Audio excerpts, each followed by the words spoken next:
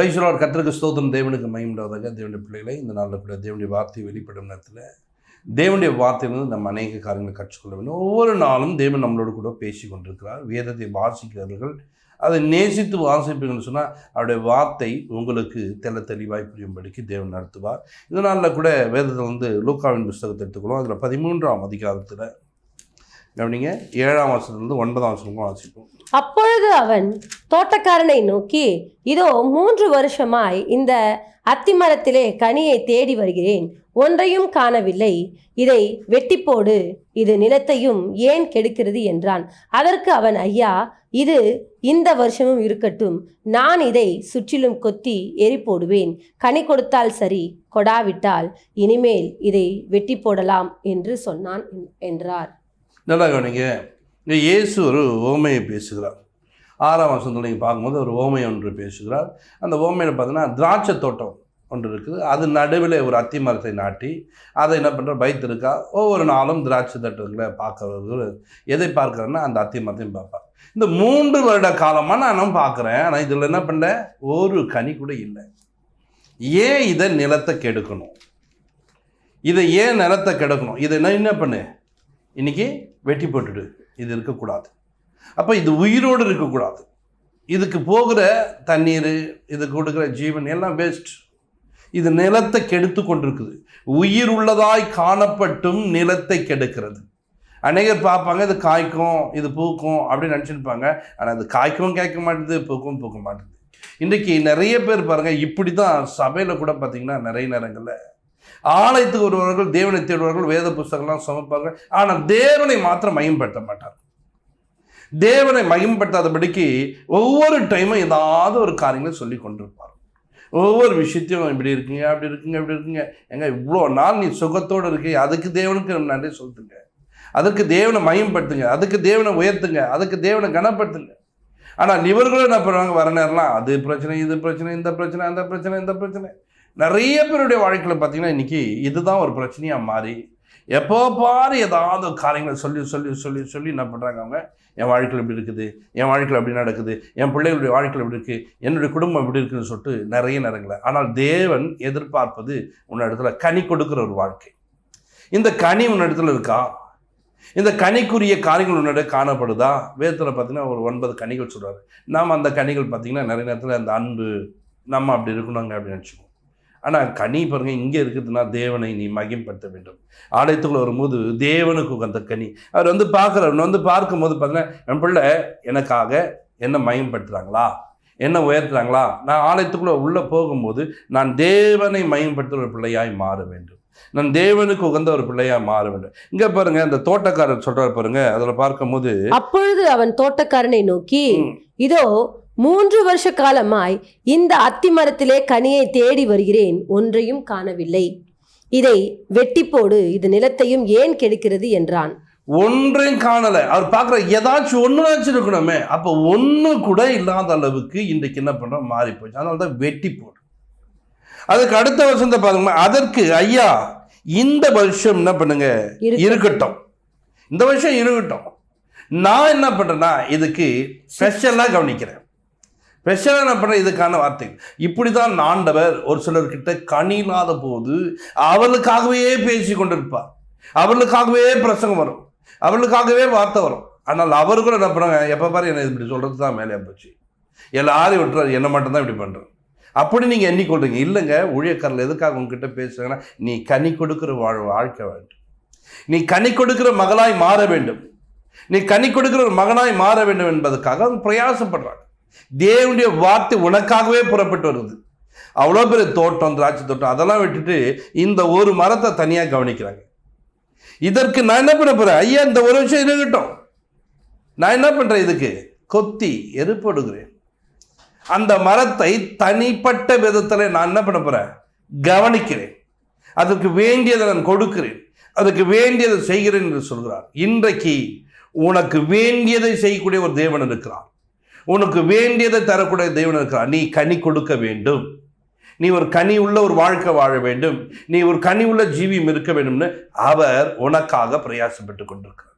ஆனால் நீயோ எவ்வளவுதான் நன்மைகள் நடந்தாலும், எவ்வளவுதான் ஆசீர்வாதம் வந்தாலும், எவ்வளவுதான் உயர்வுகள் வந்தாலும் என்ன பண்ண தெரியுமா? தேவனை குற்றம் கண்டுபிடித்து குறை பேசிக்கொண்டு ஆலயத்தில் வந்தா ஏனோ தான் என்று அமர்ந்து விட்டு போகிற ஒரு ஜனமா இருக்கிற. மற்றவர்களை காட்டிலும் நீ அதிகமாய் தேவனை மையப்படுத்த வேண்டும். மற்றவர்களை காட்டிலும் தேவனை அதிகமாய் உயர்த்த வேண்டும்.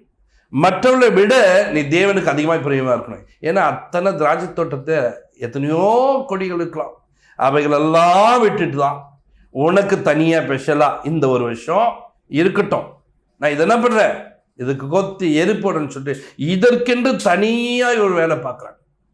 உனக்குன்னு இன்றைக்கு அப்படி வேலை பார்த்துருக்கான், வார்த்தை கொடுத்து நிற்கிறான், வசனங்கள் கொடுத்து நிற்கான். ஆனால் நீயும் என்ன பண்ணுற, இன்னைக்கு எல்லாத்தையும் பெற்றுக்கொண்டு அதில் நிறைவை எடுத்துக்கொண்டு அதனுடைய நிறைவான காரணங்களை பெற்றுக்கொண்டு வைத்திருப்பேன்னா இந்த வார்த்தை உன்னை பலனுள்ளனாய் மாற்றிடும்.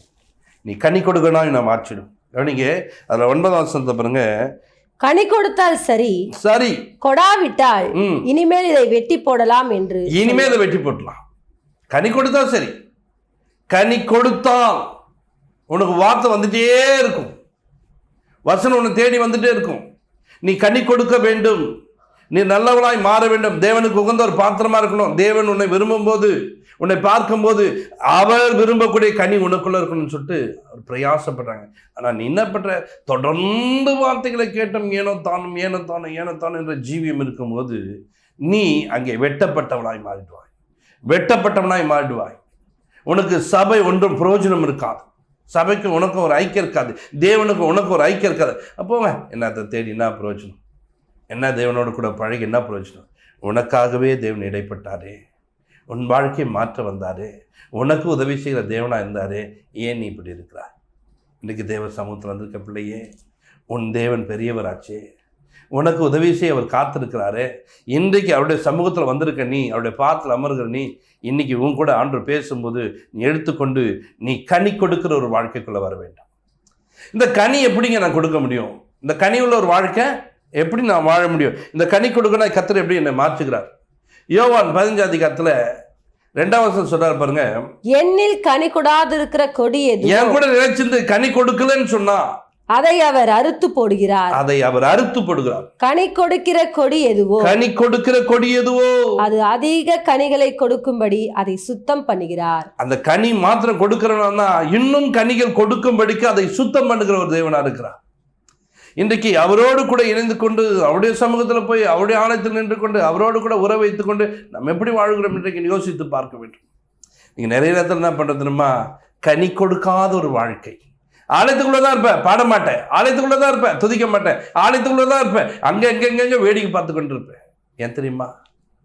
உன் வாழ்க்கையில் கனி கொடுக்காதபடிக்கு உன்னை மாற்றும்போது நான் ஆலயத்துக்குள்ளே வந்திருக்கேன், நான் தேவனை துதிக்கிற ஜனம், தேவனை மயம்படுத்துகிற ஜனம், நான் தேவனுக்கென்று துதிகளை ஏற்படுத்தணும்னு சொல்லிட்டு நீ அவருக்கென்று கனி கொடுக்குற ஒரு வாழ்க்கை வாழ வேண்டும். மற்றவர்கள் எப்படி இருப்பாங்க தெரியாதுங்க, ஆனால் உன்னை குறித்து தேவன் ஒரு திட்டம் வைத்திருக்கிறார். உன்னை அந்த தோட்டத்துக்கு நடுவில் வைத்திருப்பதுன்னா நீ அத்திமரம். இந்த அத்திமரத்தை அவர் என்ன பண்ண விசேஷமாக பார்த்து இதை பார்த்துனே இருக்கிறார். ஒவ்வொரு டைமும் வரும்போது இதை பார்க்குறது, கனி கொடுக்குது. இதில் ஒன்றுமே இல்லை, ஒன்றுமே இல்லை. ஆனால் தோட்டக்காரன் பார்த்து வெட்டி போட்ட வேண்டியது தானே, இதுதான் 3 வருஷமாக கனி கொடுக்கலையே. ஆனால் அந்த தோட்டக்காரர் பாருங்க, ஐயா இந்த ஒரு விஷயம் இருக்கட்டும், நான் இதை ஸ்பெஷலாக கவனிக்கிறேன், இதுக்கு வேண்டியதை நான் கொடுக்குறேன் என்று சொல்லி அங்கே என்ன பண்ணுறாங்க, உனக்கு நேர காலங்களை வாங்கி கொடுத்துருக்காங்க. இந்த வருடத்தில் நீ என்ன பண்ண, சும்மா இருக்காத, நீ தேவனுக்கு உகந்தவனாய் மாறு, தேவனுக்கு உகந்தவனாய் மாறு, தேவனுக்கு பிரியமான ஜனமாய் இருந்துப்பார். கர்த்தர் உன்னை ஆசீர்வதிப்பார். கர்த்தர் உன்னை ஆசீர்வதிக்கிற ஒரு தெய்வம், உன்னை உயர்த்துகிற ஒரு தேவன். அல்லேலூயா. கவனிங்க, 11ஆம் வசனத்திலிருந்து வாசிக்கும் போது பாருங்க. லூக்கா 13:11-12. அப்பொழுது 18 வருஷமாய் பலவீனப்படுத்தும் ஆவியை கொண்ட ஒரு ஸ்திரீ அங்கே இருந்தால், அவள் எவ்வளவும் நிமிரக்கூடாத கூனியா இருந்தால், இயேசு அவளை கண்டு தம்மிடத்தில் அழைத்து, ஸ்திரீயே, உன் பலவீனத்தினின்று விடுதலையாக்கப்பட்டாய் என்று சொல்லி அவள் மேல் தமது கைகளை வைத்தார். உடனே அவள் நிமிர்ந்து தேவனை மகிமைப்படுத்தினாள். அல்லேலூயா. இங்க நீங்க பார்க்கும்போது ஒரு ஓய்வு நாள்ல ஆலயத்துக்குள்ள போயிருக்கிறார். இந்த ஓய்வு நாள் ஆலயத்தில் என்ன காரியங்கள் நடக்குதுன்னு 18 வருடமாக கூனியா.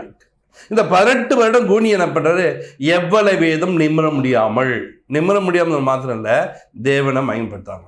ஏன்னா பிரச்சனை பெருசு, போராட்டம் பெருசு, நிந்தையோடு வாழ்ந்து கொண்டிருக்கா. சர்ச்சைக்கு தானே போற, ஒண்ணுமே நடக்கலையே போது வேதனைகளோடு நிற்கக்கூடிய ஒரு மகளா இருக்கிறான். அப்போ ஆலயத்துக்குள்ள வந்த உடனே ஸ்பெஷலா கவனிக்கிறவரு, ஆலயத்துக்குள்ள அத்தனை பேர் இருக்கிறாங்க, ஆனா அவர் யாரை கவனிச்சா தெரியுமா? 18 வருடமா குனியா இருக்கிறவர். இது கனி கொடுக்காத ஒரு வாழ்க்கை, அங்கே தேவனோடு கூட ஐக்கியப்படாத ஒரு வாழ்க்கை. இங்கே வந்தார், அந்த மகளை பார்த்துட்டு இயேசு அவளை கண்டு தமிழமாய் அழைத்து ஸ்பெஷலாக கவனிக்கிறார் பாருங்க. ஸ்திரீயே, கவனிச்சிங்களா? ஸ்பெஷலாக கவனிச்சது மாத்திரம் இல்லை, அவளை கூப்பிட்டு ஸ்திரீயே இங்கே வா கூப்பிட்டு பக்கத்தில் நிறுத்தி என்ன பண்ணாரு? அவளை தொட்டார், அவளை குணமாக்குறார். அந்த வியாதியிலிருந்து 18 வருடமாய் கட்டி வைத்திருக்க அந்த கட்டுக்கள்லேருந்து, அந்த நிமிர முடியாத ஒரு காரியங்கள் வந்து அவர் மேலே என்ன பண்ணார்? நிமிரும்படிக்கு செய்தார். அங்க பார்க்கும்போது பாருங்க, ஸ்ரீயே உன் பலவீனத்திலிருந்து என்ன பண்ற?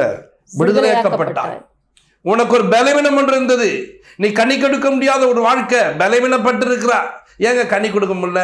அதுக்கு தாங்க கொத்தி நான் எருப்பட போறேன். இந்த ஒரு விஷயம் நான் எருப்பட போறேன், அதை கொத்த போறேன், எருப்பட போறேன், அதோடைய பலவீனத்தை மாற்ற போறேன். அந்த பலவீனம் மாறினால் அது என்ன பண்ணுமா? நல்ல கனி கொடுக்கும். தேவன் பாருங்க, இந்த 18 வருடமாய் பலவீனத்தில் கட்டப்பட்ட ஒரு மகளை அவர் கிட்ட கூப்பிட்டு அந்த பலவீனத்திலிருந்து விடுதலை ஆக்கினோன்னு பாருங்க, அவள் மேல நம்ம கையை வைத்து கவனிச்சிங்களா? அவள் நிமிர்ந்தாளாம். நிமிர்ந்த மாத்தத்துல நாமளா நிமிர்ந்தோம், அது சந்தோஷம், ரொம்ப சந்தோஷம், சிரிச்சுன்னு கிடப்போம். ஆனால் நிமிர்ந்த உடனே பாருங்க, கனி கொடுக்கிற வாழ்க்கை, தேவனை மகிமைப்படுத்துகிறாள். இன்றைக்கு தேவ பிள்ளைகளை, உன் வாழ்க்கையில் எத்தனை நன்மை செஞ்சிருக்கிறார், உனக்கு எத்தனை ஆசீர்வாதங்கள் கொடுத்துருக்கார், உன் தேவை எவ்வளவாய் சந்தித்திருக்கிறார். ஆனால் நீயும் என்ன பண்ணுறதில்ல? இன்னைக்கு எல்லாருமான ஆலயத்தில் வந்து உட்காந்துட்டு பார்த்து தான். ஏங்க அவங்க 10 ஸ்தோத்திரம் பண்ணாங்கன்னா நான் 20-25 ஸ்தோத்திரம் பண்ணேன். ஏன் தெரியுமா? அவங்கள விட கர்த்தர் எனக்கு நீங்கள் நன்மையை செஞ்சுருக்கிறார். அவங்கள விட கர்த்தர் எனக்கு இன்னைக்கு ஜீவனை கொடுத்து பலனை கொடுத்து என்னை காப்பாற்றிருக்கிறார். அவங்கள விட கர்த்தர் என்னை உயர்த்தி இருக்கிறார். அவங்கள விட என்னை தேவன் மேன்மைப்படுத்திருக்கிறார் என்பதை சொல்லி அவர்களை விட நீ தேவனை மகிமைப்படுத்த வேண்டும். ஆனால் நீயோ கூட்டத்தோடு கூட்டமாக இருக்கிறது தான் பழகிறாய். உனக்கு நன்மைகள் ஏராளமாய் கர்த்தர் செய்திருக்கிறார். யாரும் செய்ய முடியாத ஒரு காரியத்தை தேவன் உனக்காக செய்தார். பலவீனத்திலிருந்து யாராலும் விடுதலை பண்ண முடியாது. உன் குடும்பத்தில் இருக்க, உங்கள் சுற்று வட்டத்தில் இருக்க எல்லாரும் 18 வருஷமும் நான் பார்த்து தான் இருந்தாங்க. ஆனால் ஆலயத்தில் வரும்போது உனக்கு ஒரு பலவீனம் இருக்கிறது, நீ கனி கொடுக்க முடியாததுக்கு தான் காரணம் என்று அறிந்தவர் அந்த ஓய்வு நாளிலே எந்த வேலையும் செய்யக்கூடாதுன்னு சொன்னவர் உனக்காகவே அந்த ஓய்வு நாளில் உனக்கு ஒரு வேலையை செய்கிறார். உன் பலவீனங்களை நீக்குகிறார். இன்றைக்கு தேவன் உன் ஆலயத்தில் உனக்கு பலவீனங்களை நீக்கியிருக்கிறாரா? உன்னை பலமாக மாற்றிருக்கிறாரா? நீ தேவனை மகிமைப்படுத்த வேண்டும். மற்றவர்கள் ஆலயத்துக்கு லேட்டாக வராங்களோ இல்லையோ, நீ சீக்கிரமாக உள்ள வர வேண்டும். ஏன்னா என் தேவன் எனக்கு அநேக நன்மை செய்திருக்கிறார், என் வாழ்க்கையில் அற்புதங்கள் செய்திருக்கிறார், அவர் என்னோடு கூட அந்த பெரிய காரியங்களை செய்திருக்கிறார் என்பதை சொல்லி நீங்கள் தேவனை மகிமைப்படுத்த வேண்டும். அல்லேலூயா. கவனிங்க, நீங்கள் ரோமரில் பார்க்கும்போது பார்த்தீங்கன்னா, அங்கே நீங்கள் வாசிக்க தேவையில்லை, கவனிங்க. அந்த இடத்துல நீங்கள் பார்க்கும்போது தேவனுடைய வார்த்தையில் பாருங்க, அவன் தேவனை மகிமைப்படுத்தினான். யார்? இந்த ஆபிரகாம் பாருங்க, மற்றவர்கள் எப்படியோ தெரியாது, இந்த வாக்கு தத்தத்துக்குரியவனாய் தன்னை மாற்றிக்கொண்டு தேவனை மகிமைப்படுத்துகிற மகனாய் மாறினான். ஏங்க அவங்க கூட இருந்தவங்களாம் இல்லைங்க, அவங்களோட தேவன் பேசவில்லை, அவங்களுக்கு வாக்குத்தத்தம் பண்ணவில்லை. ஆனால் வாக்குத்தத்தம் பெற்றுக்கொண்ட இந்த ஆபிரகாம் தேவனை விசுவாசித்தது மாத்திரம் இல்லை, தேவனை மகிமைப்படுத்தி கொண்டிருக்கிறார். தேவனை மகிமைப்படுத்தினார். தேவன் வாக்கு பண்ணிதை நிறைவேற்ற வல்லவராயிருக்கிறார் என்று சொல்லி தேவனை மகிமைப்படுத்துகிறார். இந்த மகிமைப்படுத்துகிற ஒரு காரியங்கள் தான் அவருடைய வாழ்க்கையில கனி கொடுக்கத்தாய் கர்த்தர் பார்த்தார். கொஞ்சம் அந்த கனி கொடுக்கிற ஒரு வாழ்க்கை உன் வாழ்க்கையில இந்த தேவனை மகிமைப்படுத்து. ஏதோ ஒரு நாள் அற்புதம் எடுத்து அதனால நான் மகிமைப்படுத்துன்னு சொல்லக்கூடாது. ஒவ்வொரு நாளும் கர்த்தர் உனக்கு அற்புதம் செய்ய வல்லவராக்கா அவரை நீ மகிமைப்படுத்துகிற ஜனமாய் மாறு. கர்த்தர் உன்னை ஆஸ்வதிப்பார். வியாதியிலிருந்து விடுதலை பெற்ற ஒவ்வொரு தேவனை மகிமைப்படுத்துறார். படுக்கெடுத்து கொண்டு போறவன் தேவனை மகிமைப்படுத்தான், குருட தேவனை மகிமைப்படுத்தான், இப்படி ஒவ்வொருவரும் மகிமைப்படுத்தான். ஆனால் நீயோ இன்னைக்கு எப்படி மகிமைப்படுத்தி கொண்டிருக்க? நீ கனி நிறைந்த ஒரு வாழ்க்கை வாழ்வதற்கு தேவனத்தில் அர்ப்பணி. பரலோக பிதாவே உமக்கு நன்றி செலுத்துகிறோம். இப்பொழுதும் ஆண்டவரே, கனி கொடுக்காத ஒவ்வொரு பிள்ளைகளுடைய வாழ்க்கையில் தேவன் இந்த நாளில் கனி கொடுக்கும்படிக்கு பேசியிருக்கீங்க. பிள்ளைகள் ஆண்டவரே கனி கொடுக்குற ஒரு வாழ்க்கை வாழ, பலவீனங்களிலிருந்து தேவன் மீட்டெடுத்தாரே, எனக்கு உதவி செய்தாரே, என் வழிகளிலிருந்து கர்த்தர் எனக்கு விடுதலை கொடுத்தாருன்னு சொல்லிட்டு ஒவ்வொரு நிமிஷம் ஒவ்வொரு நொடி பொழுதும் கர்த்தாவே உம்மை மகிமைப்படுத்த கிருபை தாரும், பலப்படுத்தும், ஆசீர்வதியும், துணையார் இயேசு கிறிஸ்து மூலமாக ஜெபங்களுக்கு நல்ல பிதாவே, ஆமென்.